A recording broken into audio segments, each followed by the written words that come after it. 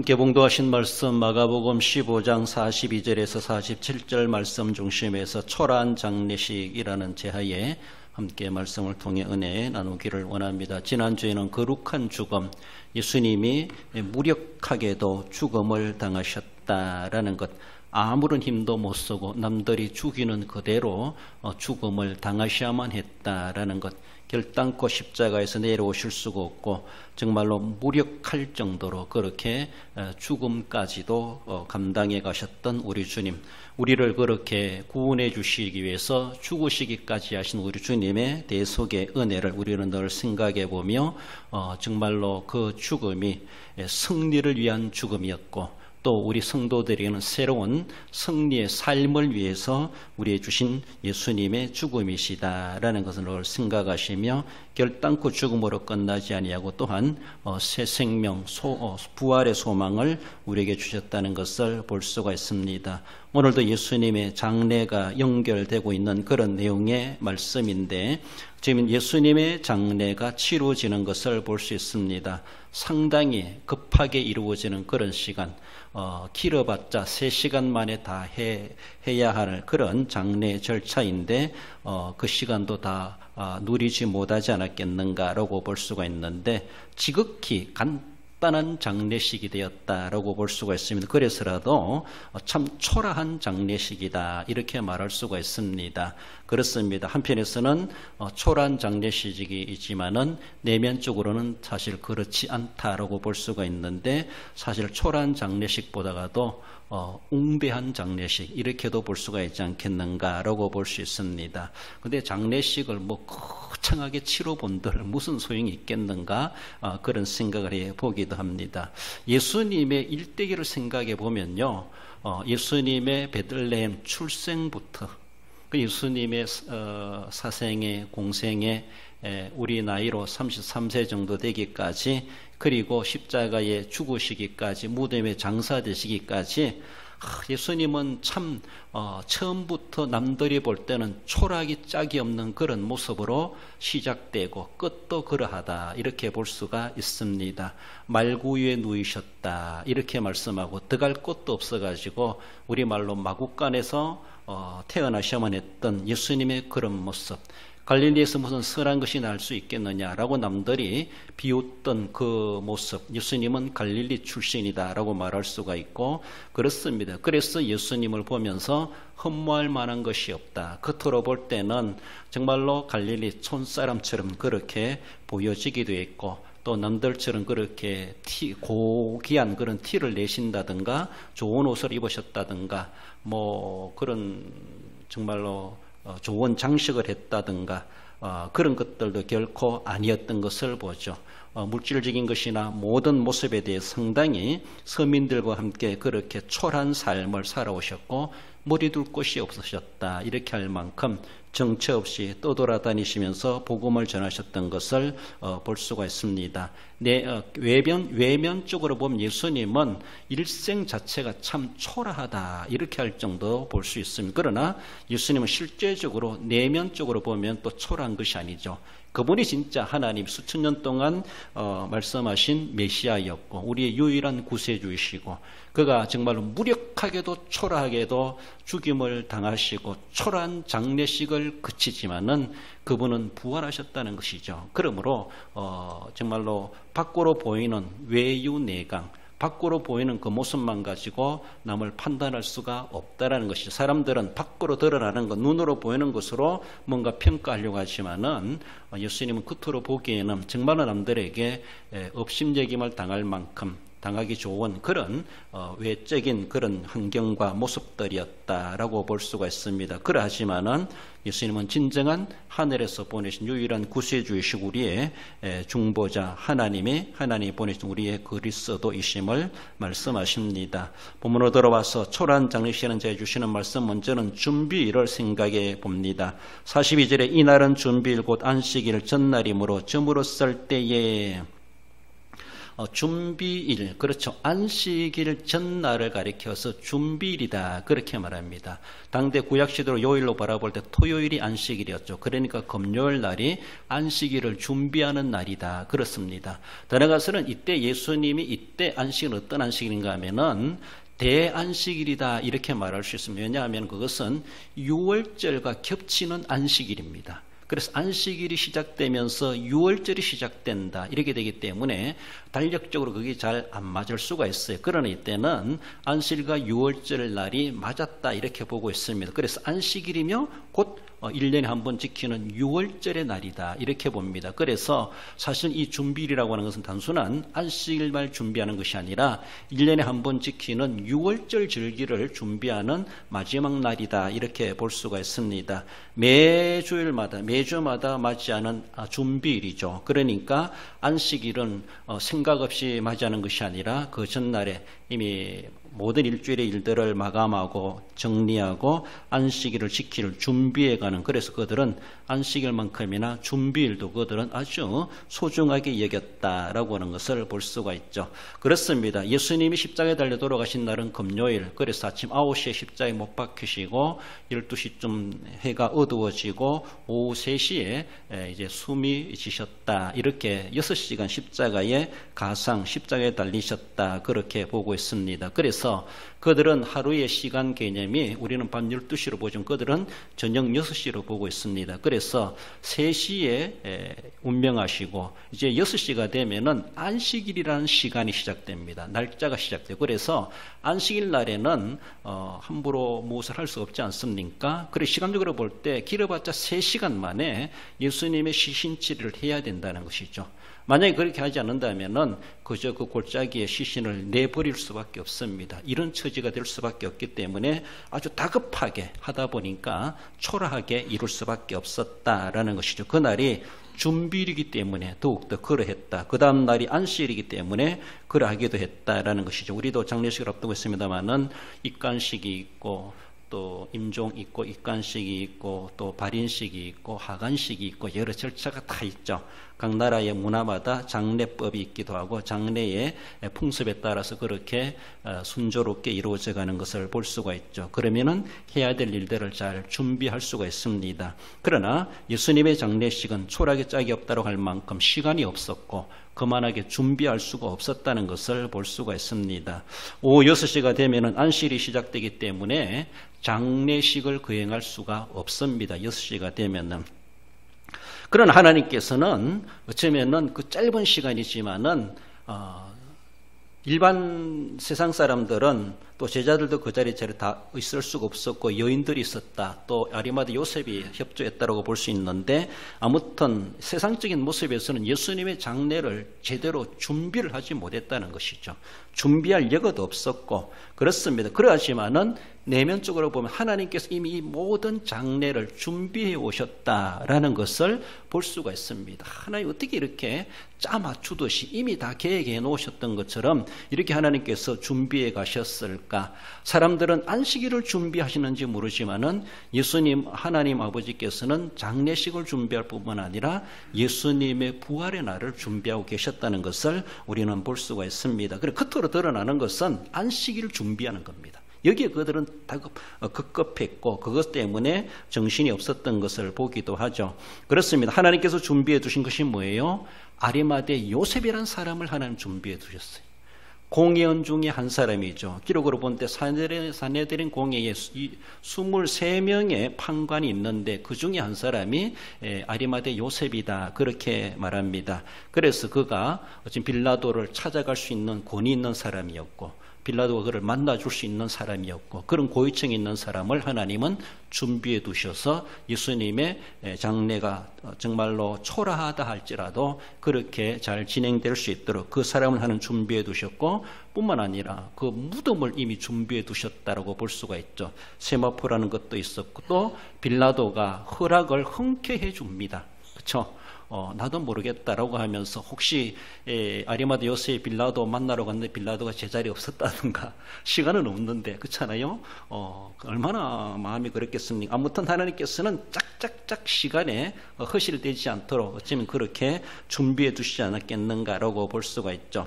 예수님의 죽음이나 장례보다도 세상 사람들은 안식일을 준비하느라고 급급했고 시간을 보고 있었을 것이다 라고 볼 수가 있습니다. 그런데 하나님의 구속의 역사의 점진성으로 바라볼 때 예수님께서 십자가에 달려 돌아가셨다라고 하는 것은요, 안식일과 유월절이 마감되는 거예요. 더 이상 안식일법이 효력이 없어지는 거예요. 세상에서는 통할지 모르지만 하나님께는 그래요. 하나님이 유월절을 안식일을 정하셨고 유월절을 정하셨어요. 그 모든 것을 예수님 십자가로 다 이루셨다라고 하는 것은 안식일의 효력이 끝났다는 거예요. 더 이상 안식일을 준비할 필요가 없다는 거예요. 유월절 그들은 하나의 1년에 한 번씩 절기를 지켰을지 모르지만 그것은 다 예수님의 십자가로 마감되는 거예요. 그런데 실제적으로 내면적으로 그것이 지금 구속의 역사가 흐르고 있는데 밖으로는 그들은 안식일을 준비하느라 급급했어요. 크게 본 유월절 행사를 준비하느라 급급했다고 볼 수가 있습니다. 그렇습니다. 그러니까 사람들이 뭔가 가지고 있는 지평을 가지고 준비하는 것과 하나님이 구속의 계획 역사의 속에 진행해 가시는 하나님이 행하신 일과 뭔가 갭이 있고 뭔가 차이가 있다는 것이죠. 그러니까 우리는 잘 생각해야 돼요. 우리가 아무리 뭔가 한다 할지라도 하나님과 뭔가 채널이 다르면은 다 허탕치는 것이고 하나마나 될 수가 있습니다. 신앙생활도 마찬가지라는 것이죠. 하나님 지금 저만치 가고 있는데 우리는 지금 여기서 열심히 자기가 최고인 줄 알고 그렇게 하고 있는 것 구식이고 뒤떨어진 것이고 이미 그것은 시대가 떨어진 거나 다를 바가 없죠. 구속의 역사가 지금 어떻게 점진성을 가지고 어디까지 가고 있는가를 알아야 되는데 그 당대의 종교 지도자들 들어가서는 성모 마리아까지라 할지라도 몰랐다라고 볼 수가 있습니다. 그 여인들까지도 몰랐다라고 볼 수가 있어요. 안식일 시간이 다 돼가는데 빨리 막 이거밖에 몰랐고 과연 그들은 이 모든 것들이 구약의 모든 절기와 의식과 제사와 모든 것들이 예수님 십자가로 이미 이제는 타임아웃 됐다는 것이 예수님의 선언이 있잖아요. 다 이루었다. 다 끝났다 이제. 그러니까 이제 구속하신 예수님을 영적으로 믿어야 되는 이것이 물론 가독이다 보니까 사람들이 그 당시에는 조금 인식이 더딜 수밖에 없었겠지만은 우리의 신앙생활에서도 보면은 하나님보다 이미 우리는 너무나도 뒤처진 신앙생활을 하고 있는 것은 아닌가를 생각해 볼 수 있어야 됩니다. 이것이 하나님과 뭔가 차이가 있다고 하는 것이 큰 문제가 발생할 수가 있다는 것이죠. 자기 의에 빠져가지고 나는 거룩하다, 구약 율법을 잘 지킨다, 일주일에 몇 번씩 금식하고 철야하고 그렇게 한다, 온갖 그런 거 자랑하지만은 하나님 보실 때는 외식하는 자들이야. 지금 어떻게 하나님이 일들을 이루어 가시는가를 영적 감지하지 못하고 느끼지 못하고 뒤처진 그런 삶을 살아가는 그런 모습들, 당대 종교 지도자를 할 것 없이 어쩌면 예수님을 졸졸 따라다녔던 여인들마저도 뭔가 준비하는 것은 그들은 안식일 준비, 여기에 급급했고 그것 때문에 예수님의 장례식마저도 초라하게 이루어질 수밖에 없었던 것을 볼 수가 있습니다. 그렇습니다. 어쩌면은 사람들은 예비일이 안식일 예비할지 모르지만 예수님은 하나님 아버지께서는 예수님의 부활을 준비하고 계셨다라고 볼 수가 있습니다. 그만큼 엄청난 각도가 달라졌다라는 것을 볼 수가 있죠. 누가복음 9장 22절에 보면 인자가 많은 고난을 받고 버림받아 죽임을 당하고 제3일에 살아나야 하리라 하시고 인자가 고난 지나갔어요. 버림바가 되었어요. 죽임을 당하셨어요. 예수님 말씀 절차로 바라보면 이제는 3일에 살아나리라 여기 남아있어요. 이걸 사람들이 알았어야 되는데 이 진행을 알았어야 되는데 이 제3일에 살아나리라 생각지도 못했다고 볼 수가 있습니다. 졸졸 따라했던 제자들 위시에서 여인들 마찬가지, 믿음 좋다고 하는 사람들 마찬가지로 그저 현세에 만족했던 것. 예수님 말씀 그대로 지금 이루어지지 않습니까? 고난받고 버림받았고 죽임을 당하고 이제 고담 남아있는 것은 살아나리라. 이것을 준비해야 되는데 그들은 무엇을 준비해 왔던가?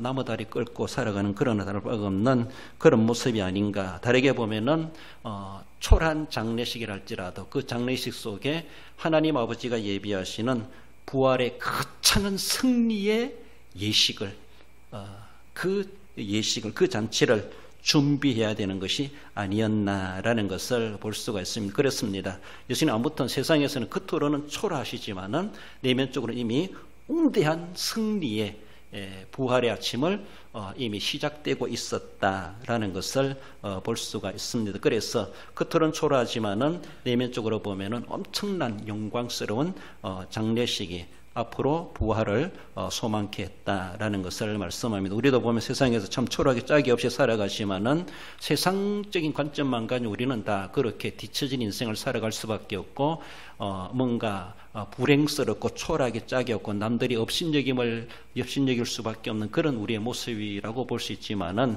그것 때문에 기죽을 필요가 없다라는 것이죠. 우리는 겉으로 드러난 그것이 아니라 우리의 내면에는 나도 준비하지 못하고 나도 다 알지 못하는 것을 우리 하나님께서 우리 인생에 초라하지 않도록 정말로 승리의 종말을 예비해 두고 계시다고 하는 것에 대해서 우리는 생각하며 도리어 믿음 생활에 더욱더 허리띠를 동이고 더 박차를 가하는 그런 우리의 모습들이 되어야 할 것입니다. 우리는 무엇을 준비할 것인가?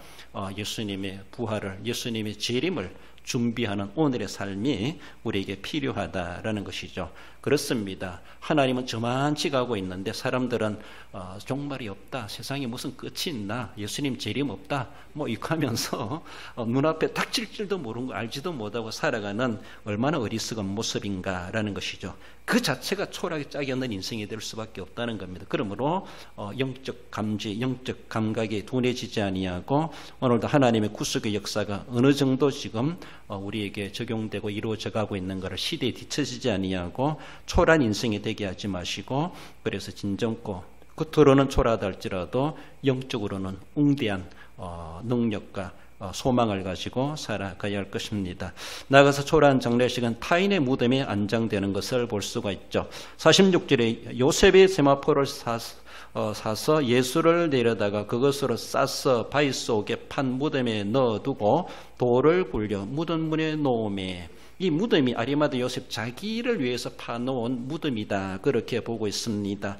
그 당대의 유대인들의 무덤의 모습은 두 가지로 보고 있는데 동굴을 파가지고 무덤을 미라로 안장하는 것 그런 모습이 하나는 우리처럼 땅에다 매장하는 그러한 두 가지 방법이 있다 이렇게 말하죠. 부자들은 그렇게 미라로 보존하는 그런 게 하기도 하고 그만큼 돈이 없는 가난한 사람들은 일반 땅에 매장하는 그런 방법이었다 이렇게 봅니다. 아무튼 예수님 그런 부자도 아닌데 그것도 남의 무덤에 새 들어가는 것처럼 예수님은 무덤 쓸 자리도 없었던 것 같아요. 머리 둘 곳이 없었고 살아계셨을 때는 그러나 돌아가셔도 무덤 어디 쓸 데도 없이 그저 어쩌면 그 골고다 골짜기에 버려지고 짐승의 밥이 될 수밖에 없는 그런 처지 됐을 수 있을 텐데 그런 하나님께서는 아리마대 사람이라는 사람을 준비해 주셨고 그는 또 부자였고 그가 또 때마침 자기의 묘자리를 이미 준비해 놓았고 하나님은 그렇게 준비하시고 쓰셨다라는 것을 볼 수가 있죠. 이사야 53장 9절에 보면은 이사야가 예언했죠. 읽어봅시다. 그는 강포를 행하지 아니하였고 그의 입에 거짓이 없었으나 그의 무덤이 악인들과 함께 있었으며 그가 죽은 후에 부자와 함께 있었도다. 그렇습니다. 이 말씀이 바로 부자의 무덤에 안장될 것이다. 이미 이사야 선지자를 통해서 그렇게 예언해 주셨던 말씀이 이렇게 성취된 것을 볼 수가 있죠.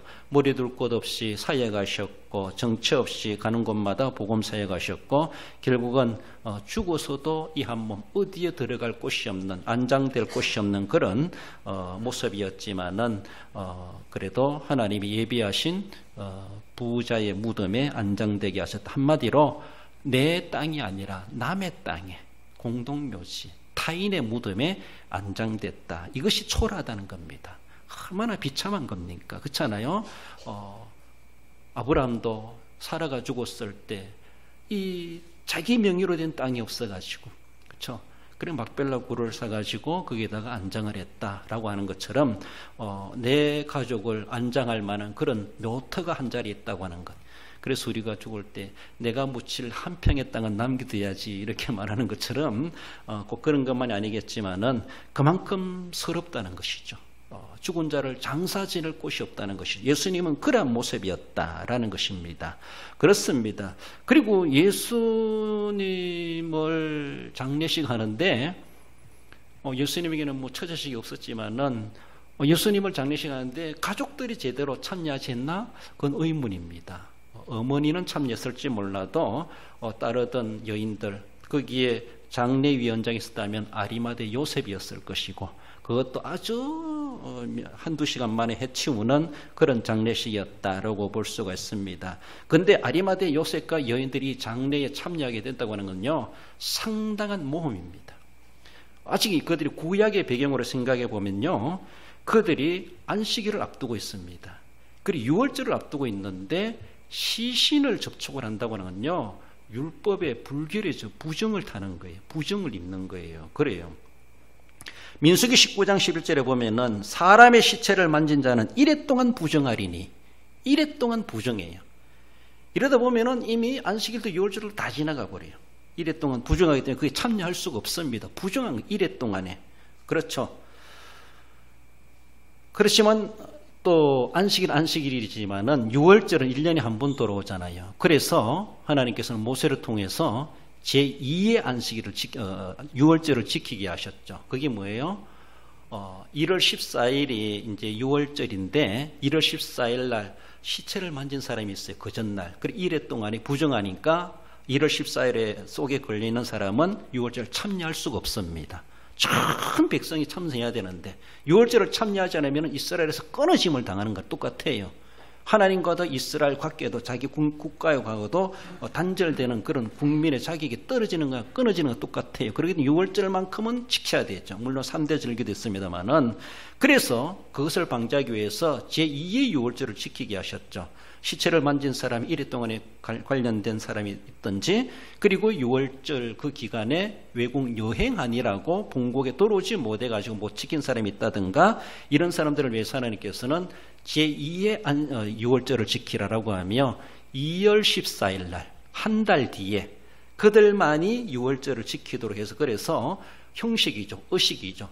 그렇게 해서라도 그들이 이스라엘과 하나님과의 신앙과의 관계가 단절되지 않도록 그렇게 하게 하셨다라는 겁니다. 그렇습니다. 이만큼 지금 안식일을 앞두고 유월절을 앞두고 예수님의 시신을 거둔다고 하는 건요, 아리마대 요셉 그도 공연이고, 그리고 다른 여인들도 다른 사람도 있었겠지만은 아무튼 그들은 이미 지금 닥친 안식일이나 유월절이든 이미 그들은 포기할 수밖에 없어요. 그만큼 자기들이 희생을 감수해 가면서 국가적으로 지키는 유월절을 그들은 참여하지 못하는 것이죠. 그리고 초라하게 나중에 제2의 유월절을 그들은 자기들끼리만 지킬 수밖에 없는, 그것까지 그들은 감수해야만 했다는 것이 거기에 장례에 참여했던 사람들이다라는 것이죠. 얼마나 번거롭겠습니까? 그렇잖아요.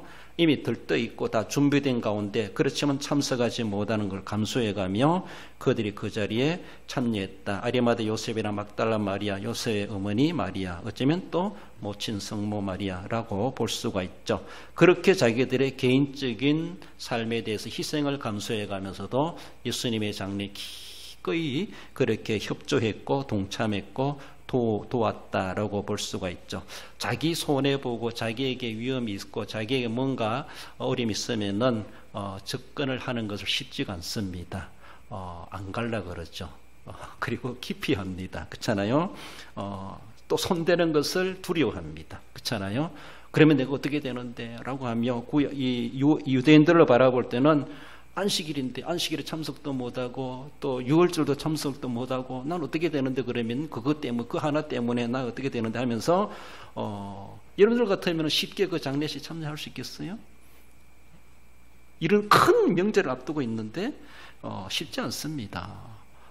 그래요. 이런 일이 아니라 할지라도 우리가 협조하기 쉽지 않은 그런 문제들도 있을 수 있는데 그들은 어쩌면 기꺼이 예수님의 시신을 거두는데 그렇게 그들은 개인적인 희생을 감수해가며 그렇게 참여했다라는 것이죠. 민수기 9장 11절에 보면 둘째 달 14째 날 해질 때에 그것을 지켜서라고 하며 제2의 유월절을 하나님께서 그렇게 명하신 것을 볼 수가 있죠. 47절에 보는 막달라 마리아와 요새의 어머니 마리아가 예수 둔 곳을 보더라. 사실 이들이 장례식에 참여했던 사람들이다. 이렇게 명단으로 볼 수가 있습니다. 예수님께서 거기에 무력하게 묻히시는 것을 그들은 다 보았습니다. 예수님께서도 죽은 자의 세계에 들어가서 망각의 세계 속에 죽음 자체에 들어가셨다라는 것이죠. 그렇습니다. 우리도 다 죽게 되죠. 우리는 죽으면은 예수님 재림하시는 그날까지 푹 썩어져 있다가 예수님 재림하실 때 새로운 변화체로서 부활하겠지만은 한마디로 기간도로 볼 때는 예수님 재림은 그때가 우리는 조금 육체로 보면은 버려지는 것이죠. 버려지는 거예요. 세상에서도 잊어버려지는 거예요.